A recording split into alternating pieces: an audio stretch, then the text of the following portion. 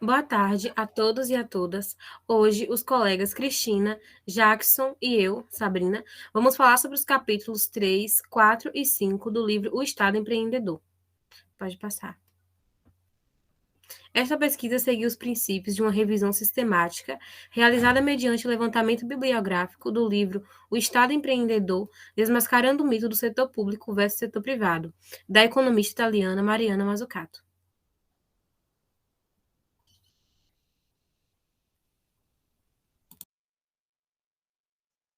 Então, gente, bom dia, boa tarde ou boa noite, dependendo do horário que vocês estiverem assistindo isso aqui.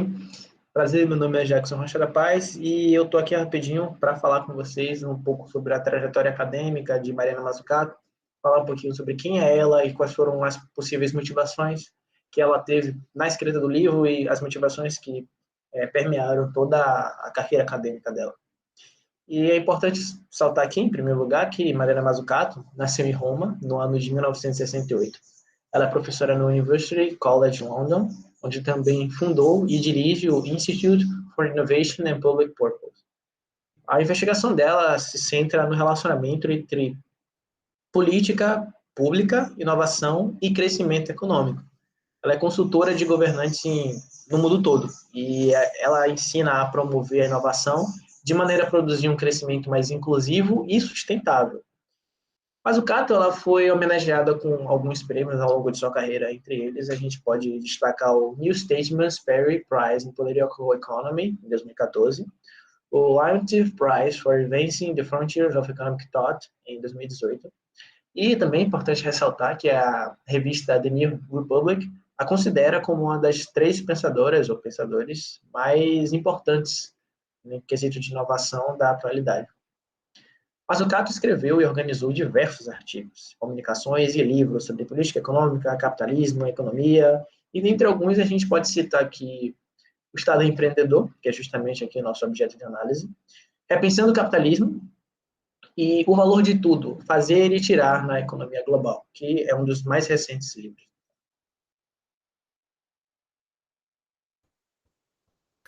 No livro O Estado Empreendedor, Mariana Mazzucato busca enfatizar o papel ativo do Estado na formação da economia do conhecimento, e neste livro a autora busca desmistificar a figura do Estado como um ente burocrático e controlador da economia, o demonstrando como principal fomentador econômico, visto que o Estado assume riscos comerciais, os quais os setores privados não se prontificariam em realizar, e muitas das vezes sem receber qualquer retorno pecuniário ou social por parte do setor privado.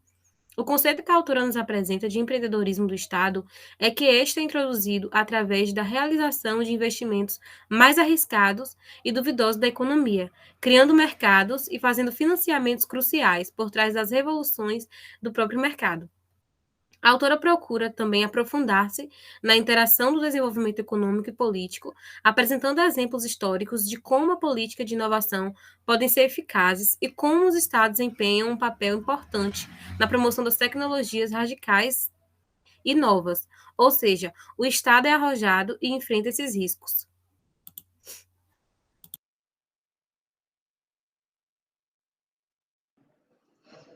Bom, gente, passando um pouquinho para a questão, novamente, o nosso objeto de estudo, que é o livro O Estado Empreendedor, de Mariana, a gente vai utilizar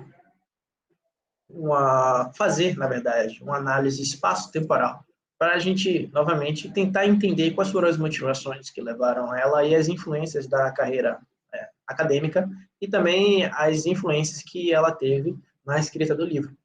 É importante a gente ressaltar que ele foi publicado no ano de 2013. Então, eu acredito que uma possível interpretação e especulação baseada nesse espaço temporal no qual ele está inserido nos permite afirmar uma grande influência que a crise de 2008 teve nos estudos e pensamentos da economista.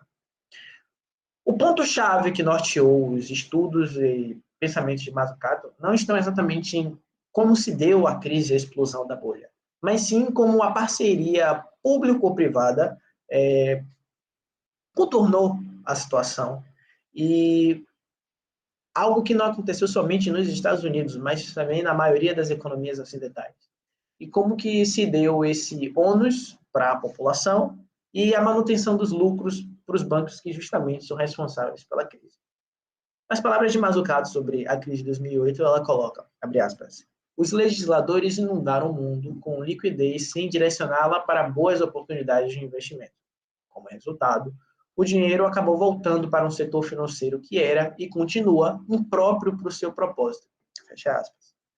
Esse é um artigo retirado esse é um trecho, desculpe, retirado do artigo chamado A Crise Tripla do Capitalismo, em que Mazzucato reforça suas críticas às políticas econômicas em escala global. Em linhas gerais, não só a crise de 2008, mas também a que está acontecendo agora nesse momento da humanidade, no ano de 2021, está expondo ainda mais desigualdades sociais, más gestões governamentais e certas incongruências sistemáticas e até filosóficas.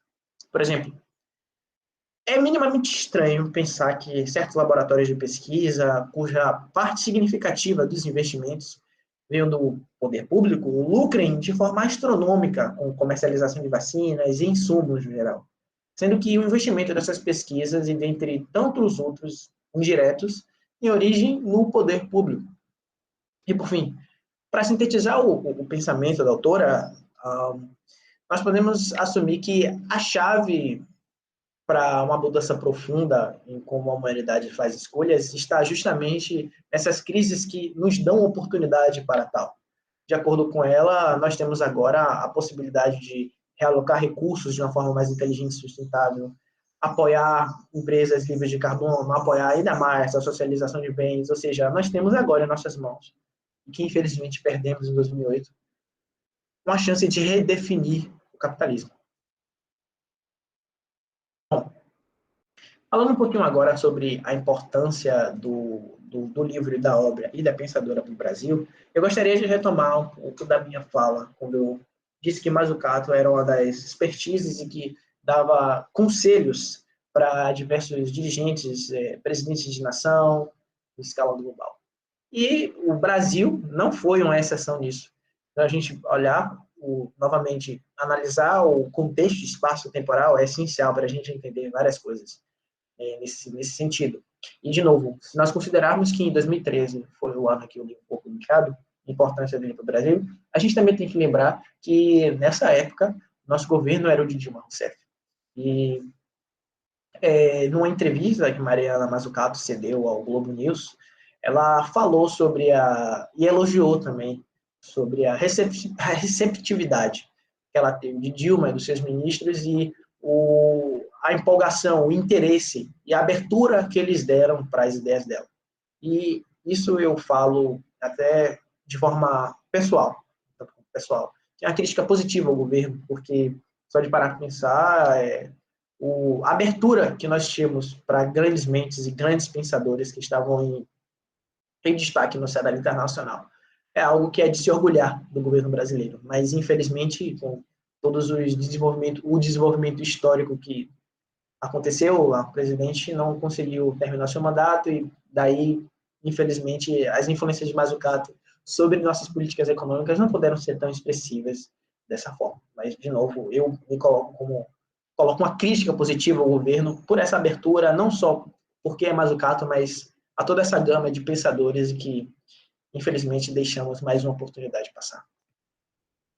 Bom, continuando aqui sobre a análise do livro, eu só gostaria de deixar claro que nós vamos trabalhar esses 3 capítulos, o 3, o 4 e o 5, que são o Estado arrojado, da redução do risco ao manda ver, o Estado empreendedor dos Estados Unidos e, por último, o Estado por trás do iPhone. E é por isso que, para falar um pouquinho do capítulo 3, eu passo agora a fala para minha colega Sabrina. No terceiro capítulo, O Estado Arrojado, da redução de risco ao manda ver, Mazzucato critica a visão distorcida de que o papel do Estado seria apenas corrigir falhas. No caso, falhas de sistema normalmente associadas à inexistência ou ineficiência de instituições, e dessa forma ela se empenha em demonstrar empiricamente que mesmo esta visão sendo limitada, porque o Estado fez e faz muito mais que corrigir falhas, sejam do mercado, sejam sistêmicas. A autora enfatiza também que o papel do Estado no sistema econômico não está restrito à reativação em momentos de colapso, Ela afirma que todos os grandes saltos de produtividade que vieram a dar em grandes momentos de crescimento econômico para os países que realmente emergiram, todos têm a ver com inovações tecnológicas radicais.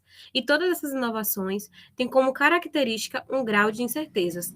Nenhum outro setor, além do público, investiria numa pesquisa sobre algo incerto. Muitas das vezes, essas pesquisas falham e, enquanto o ente privado foge desse tipo de investimento, o Estado é quem investe. E aí, no decorrer do livro, a autora utiliza diversos exemplos do quanto o Estado é o principal investidor. Pode passar, por favor. Neste capítulo, ela usa o campo da farmacêutica e biofarmacêutica, mostrando como esses investimentos em pesquisa e desenvolvimento, que são anteriores aos produtos revolucionários e às empresas inovadoras, são todos financiados ou mesmo realizados pelas vias estatais. No setor farmacêutico, a produção de novos fármacos mais radicais tem sido conduzida principalmente com apoio governamental.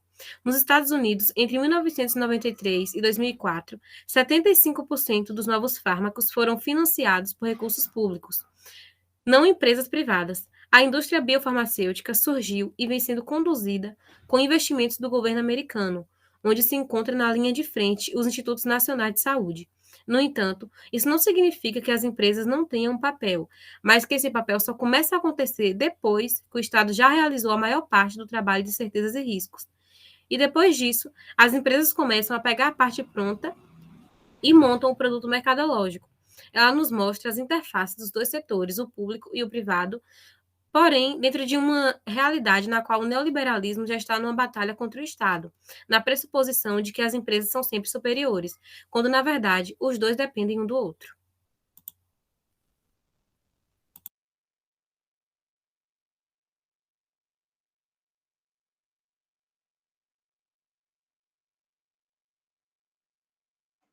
Enfim, gente, novamente aqui para falar um pouquinho sobre o Estado empreendedor dos Estados Unidos, que é o quarto capítulo do livro Estado Empreendedor de Mariana Mazzucato, onde ela faz uma referência ao conceito do próprio Estado empreendedor em um estudo de caso sobre o aparelho estatal dos Estados Unidos.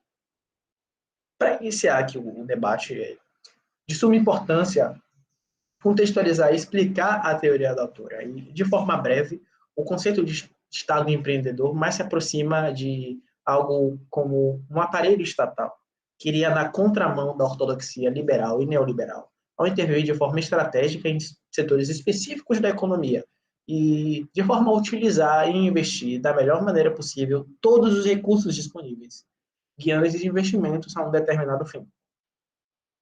Ademais, dos exemplos estudados e pela lógica traçada pela autora, esse protagonismo do Estado, o setor público, tem de estar acompanhado com o protagonismo do setor privado, pois é a parceria desses dois atores que gera o desenvolvimento. O Estado, por dispor de mais recursos e de uma estrutura mais sólida, tende, ou pelo menos deveria, investir em projetos e áreas novas e arriscadas, ou seja, justamente aquelas em que o capital privado não cogitaria investir. As palavras da autora, de aspas, além de uma sociedade empreendedora, um lugar onde é culturalmente natural criar e expandir um negócio, os Estados Unidos são também um lugar onde o Estado desempenha um papel empreendedor, fazendo investimentos em áreas radicalmente novas.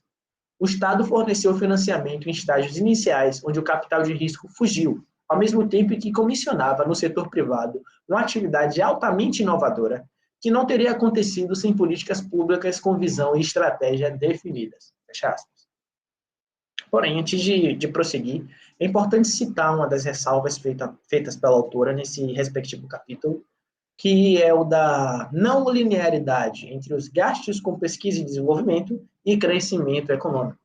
Contudo, todo esse panorama apresentado, além de extremamente lógico, apresenta diversos casos de sucesso que irão ser apresentados posteriormente. O postulado e o caso estadunidense por si só apresentam o que seria o ideal para qualquer economia e país funcionar, ou seja, a integração entre as pesquisas desenvolvidas em universidades e outros meios científicos acadêmicos, unidas ao capital, a exploração de recursos específicos no qual cada realidade se adequaria, seriam alguns elementos que estariam mais próximos de uma fórmula de sucesso para qualquer economia de qualquer país. Análise e integração entre diversos nichos de mercado e a interconexão entre esses setores, indispensável quando se pensa em desenvolvimento. Nas palavras da autora, abre aspas, a inovação pressupõe a existência de uma economia altamente interconectada, com feedback e loops contínuos entre diferentes indivíduos e organizações, que possibilitem o compartilhamento do conhecimento e a expansão de seus limites. E, por fim, uma das últimas ressalvas feitas pela autora é quanto às políticas estatais de investimento nas chamadas escolhas de vencedores, ou empresas vencedoras, em que consiste em escolher empresas que apresentem os melhores desempenhos e a maior probabilidade de ascender no mercado. Contudo, quanto maior a disseminação nas áreas de pesquisa, maiores as chances de sucesso. Pois, assim, pensando na própria lógica, e se aprofundando na própria lógica de Mazzucato, de que o Estado deveria investir no capital de risco, ou seja, aqueles lugares em que o capital em si ele não cogitaria intervir, seria estranho, mesmo que é o que naturalmente um governo ou uma empresa privada faria, sair ou não investir o seu dinheiro em áreas muito novas ou que apresentem muito risco. Mas é justamente isso o que tem de ser feito. E é por isso que isso merece uma ressalva muito importante nesse capítulo e no livro de Mazzucato.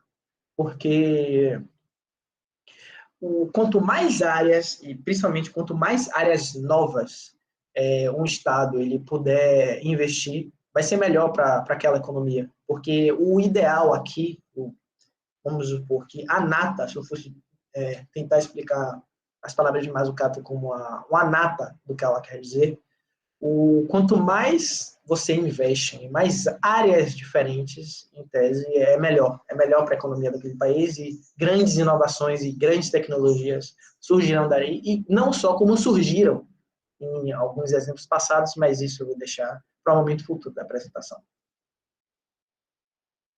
E, numa análise do estudo do caso norte-americano, eu posso citar aqui 3 grandes exemplos de sucesso que mereceram destaque, né, nos estudos de Mazzucato, nessa análise do Estado empreendedor estadunidense, que são as agências DARPA, SBIR e Orphan Drug Act.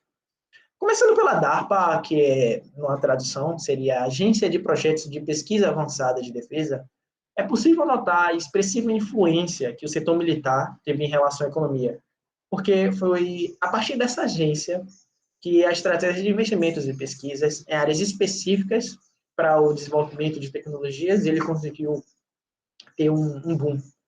E para uma maior noção dos feitos dessa agência, Mazzucato revela, abre aspas, indo muito além do simples financiamento das pesquisas, a DARPA financiou a formação de departamentos de ciência da computação, deu apoio a startups com pesquisas iniciais, contribuiu na pesquisa de semicondutores, apoiou a pesquisa da interface homem-computador e supervisionou os estágios iniciais da internet.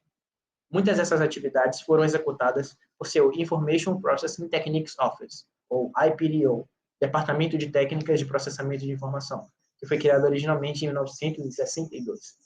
Essas estratégias contribuíram enormemente para o desenvolvimento da indústria da informática nas décadas de 60 e 70, e muitas das tecnologias incorporadas posteriormente ao projeto do computador pessoal foram desenvolvidas por significativas pesquisas financiadas pela DARPA. Fechado. Também Mazzucato, nesse mesmo capítulo, revela que, entre aspas, o desenvolvimento significativo no setor de biotecnologia na década de 1970 mostrou que o papel da DARPA na indústria de computadores não era um caso de sucesso único ou isolado. O tipo de política industrial descentralizada, que teve um papel tão crucial no contexto da expansão da internet, também foi fundamental para acelerar o crescimento e o desenvolvimento da biotecnologia. Fecha aspas.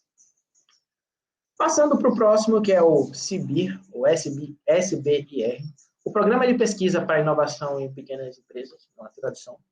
Uma das significativas medidas foi o acordo que garantiu que grandes agências investissem parte de seu orçamento para o apoio de pequenas empresas, garantindo apoio a startups inovadoras, além de financiamento para projetos independentes. E partindo para o último, o Orphan Drug Act, é perceptível a semelhança com os 2 projetos anteriores, especialmente o último. visto que foi um programa criado pelo Poder Legislativo para incentivo à indústria bioquímica. E, dentre os benefícios desse programa, nós podemos citar incentivos fiscais, subsídios clínicos e direitos para a comercialização de medicamentos. Eu gostaria também de fazer uma ressalva sobre esses 3 projetos, mas principalmente os 2 últimos que eu citei, o SBIR e o Orphan Drug Act, que é sobre aquele postulado de Mazzucato sobre a recusa àquela estratégia de escolha de vencedores. Porque aqui, e principalmente na indústria farmacêutica ou bioquímica, a gente vê que a lógica capitalista de lucro não garantiria a essas empresas um domínio maior de mercado.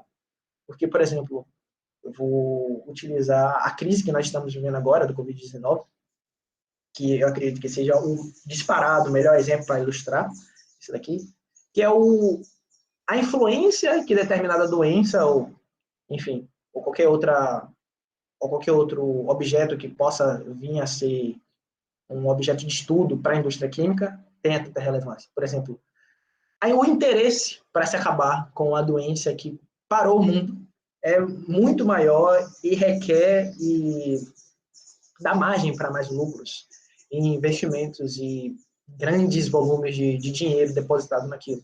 Porque a indústria de vacinas ou a indústria de tratamentos, esqueci o nome, tratamentos alternativos para uma doença como a Covid, que parou o mundo, é algo que gera um retorno lucrativo impressionante e gigantesco.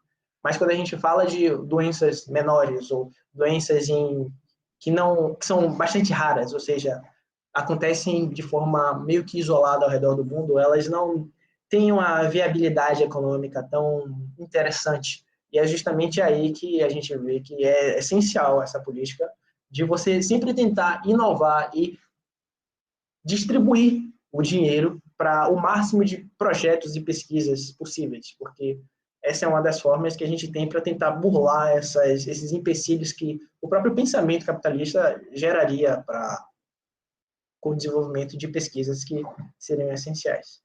Então, gente, eu vou ficando por aqui e passo a fala agora para minha colega que vai falar sobre o último capítulo que nos foi objeto de estudo. Boa tarde, gente. Adentrando no capítulo 5, intitulado Estado por trás do iPhone, Mariana Mazzucato ela inicia falando do discurso de Steve Jobs, que foi proferido em 12 de outubro de 2005 na Universidade de Stanford. Steve, no seu discurso, ele incentiva os jovens a serem inovadores, serem loucos, como ele se auto-intitula, de modo que as empresas sejam da mesma forma que a Apple, porque para ele a Apple atingiu seu sucesso não apenas pela experiência ou expertise técnica de sua equipe, mas também pela sua capacidade de ser um pouco maluca e arriscar e dar ao design tanta importância quanto a tecnologia hardcore. E esse discurso levou a Jobs ao estado de gênio, foi muito importante. Só que Mariana Mazzucato, ela busca, ao decorrer do capítulo, desmistificar, entendeu? Tipo, acabar com esse mito de que tudo isso só foi por ser doido, por maluco e etc. A gente sabe que a Apple é revolucionária, está lucrando bilhões e é considerada uma das empresas mais valiosas. Mas ninguém conhece a história por trás, que se diz respeito ao apoio federal e seus investimentos nas tecnologias. A Apple obteve o seu auge com o sistema iOS, aumentando suas vendas em 460%. E sua receita superou, em 2011, o saldo de caixa operacional do governo americano. Porém, os estudos mostram que a Apple tem uma taxa de P&D baixa, com uma porcentagem da proporção de vendas em comparação com seus concorrentes. Mas, mesmo assim, ela consegue superá-los na venda de produtos. Isso é justificado pelo fato da empresa investir na integração em uma arquitetura inovadora, onde suas tecnologias, na maior parte, são inventadas em outro lugar, muitas vezes com o apoio do dinheiro dos impostos. O que ocorre é que a Apple ela vem sendo financiada pelo governo americano e as Forças Armadas, como trazemos aqui no slide exemplos. Pode passar, por favor? Investimento direto de capital nos estados iniciais de criação e crescimento, acesso a tecnologias resultantes de programas de pesquisa governamentais, iniciativas militares e contratos públicos, criação de políticas fiscais, comerciais ou de tecnologia que apoiavam, essas empresas americanas apoiavam a Apple, por exemplo, permitindo que elas mantivessem seus esforços voltados para a inovação em períodos nos quais diversos desafios nacionais ou mundiais impediam que essas empresas americanas continuassem à frente. Isso tudo, esse financiamento do Estado nessa inovação, nessa tecnologia, transformou o Vale do Silício em um centro da inovação no computador, levando a corrida do ouro da internet, ou como podemos chamar do ouro do silício. Vemos isso de forma clara ao decorrer do capítulo, quando foi realizado um estudo, e esse estudo descobriu que o Departamento de Defesa ele iniciou um programa de reinvestimento em tecnologia e destinou 800 milhões de dólares à atualização das capacidades tecnológicas existentes no país depois da Guerra Fria, fazendo com que a DARPA ela se voltasse para as tecnologias de uso duplo, que beneficiariam tanto os militares, como também produziriam tecnologias comercialmente viáveis. Isso tudo ocorreu quando estava havendo uma acirrada competição com o Japão no setor de eletrônicos. Não para por aí. A invenção do iPod, por exemplo, né, promovida pela Apple, inovou o mercado tecnológico, porque trouxe microprocessadores, capacidade de armazenamento, entre outras coisas. Ainda por cima, abriu portas para o iPhone ou o iPad. E trouxe diversas outras inovações como conhecemos hoje em dia. O GPS, por exemplo, que era tanto utilizado pelas pessoas, né, ao dirigir os carros, chegar em algum lugar, mas também era utilizado pelo Departamento de Defesa para melhorar a coordenação e precisão de posicionamento dos ativos militares. O Siri, por sua vez, que é utilizado como assistente virtual, e também pelo departamento era utilizado para o pessoal militar. Então, todas essas inovações eram utilizadas de forma beneficente, tanto para as pessoas que estavam consumindo, tanto para o próprio governo. Então, percebemos que o governo, ele não só alimentou a base científica e fomentou a inovação nos Estados Unidos, mas ele também desempenhou um papel fundamental na sua segurança contra outras violações comerciais e com a proteção da propriedade intelectual dessas empresas. E o Estado ele estava lutando ativamente para estabelecer vantagens competitivas globais para essas empresas. E também ainda continua a oferecer muitas outras formas de apoio tributário e contratos públicos que a beneficiam. Com tudo isso, podemos dizer que, em suma, Mariana Mazzucato parece que é muito fácil Steve Jobs realizar um discurso dizendo que o sucesso advém de ser inovador e louco, sendo que, por trás, o sucesso advém de um grande financiamento do governo americano. E isso tudo leva a uma pergunta retórica. Será que a Apple ela sobreviveria sem esses investimentos, ganharia de seus concorrentes ou conquistaria lugar no mercado global? Pode passar, por favor. Certo, pode pular o slide, por favor. Passar. Concluindo nossa obra, né, finalizando, a obra da economista Mariana Mazzucato, chamada Estado Empreendedor, desmascarando o mito do setor público versus setor privado, busca trazer uma nova visão sobre o que é inovação e qual o papel dos setores privados e públicos nesse processo, mostrando que nem tudo é o que pensamos ser. Ela desmistifica essa figura limitada que pensamos ser o Estado, que está ali apenas para corrigir as falhas. Só que não é assim, até porque os grandes feitos tecnológicos foram graças a ele, como é citado no capítulo 5 sobre a missão da NASA, que precisava de grandes inovações como os microprocessadores, a capacidade de armazenamento, que, como eu disse nos slides anteriores, foi graças à invenção do iPod. Então, chegamos à conclusão que no capitalismo moderno é o Estado que assume os riscos, promove investimentos, molda e até mesmo cria esses mercados. E, posteriormente, seus resultados e seus ganhos são brinquedos do setor privado. Logo, a Mariana Mazzucato diz que é preciso criar uma nova relação entre esses dois setores. É preciso formular novas políticas de forma inclusiva e também sustentável. Pode passar. Essas foram as referências bibliográficas utilizadas para fazer esse trabalho. E nós finalizamos o trabalho e boa tarde.